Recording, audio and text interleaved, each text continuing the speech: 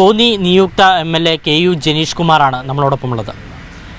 പത്തനംതിട്ട മുഴുവനും ഒരു UDF തരംഗം ആഞ്ഞടിച്ചു. പക്ഷേ കോന്നിയിൽ മാത്രം ജനങ്ങൾ കൈവിട്ടില്ല. അതെ, സന്തോഷമുണ്ട്.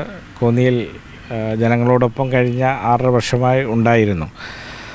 കേരളമാകെ നിങ്ങൾ സൂചിപ്പിച്ചതുപോലെ ഒരു ഭരണത്തിനെതിരായിട്ടുള്ള LDFിനെതിരായിട്ടുള്ള ഒരു വികാരം നിൽക്കുന്നു, UDF തരംഗം നിൽക്കുന്നു. ആ സാഹചര്യത്തിലും ഞങ്ങൾക്ക് വിജയിക്കാൻ വേണ്ടി കഴിഞ്ഞിട്ടുണ്ട്.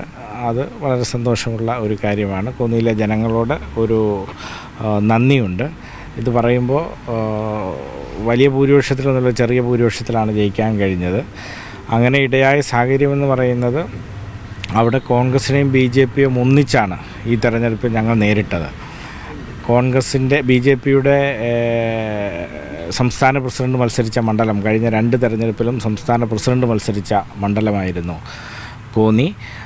ഏറ്റവും അവസാനം മത്സരിച്ചപ്പോൾ 32,000 വോട്ട് ലഭിച്ചു. അതിനു മുമ്പ് 19 പാർലമെൻറ്റ് തെരഞ്ഞെടുപ്പിൽ 46,000 വോട്ട് ലഭിച്ച സ്ഥലമാണ്. അത് BDJSന് ഒരു സുപ്രഭാതത്തിൽ കൊടുക്കുകയായിരുന്നു.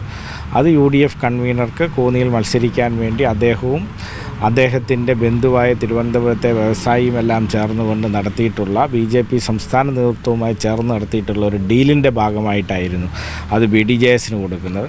BDJSൽ തന്നെ ഏറ്റവും ദുർബലനായിട്ടുള്ള, ശക്തരായിട്ടുള്ള ആളുകളൊക്കെ ഉണ്ടായിരുന്നു. അവരെ ആരെയും മത്സരിപ്പിക്കാതെ ഒരു ദുർബലനായിട്ടുള്ള ആളിനെ മത്സരിക്കുന്നു. അതിൻ്റെ ഭാഗമായി 15,000 വോട്ട് മാത്രമാണ് BDJSന് ലഭിച്ചത്.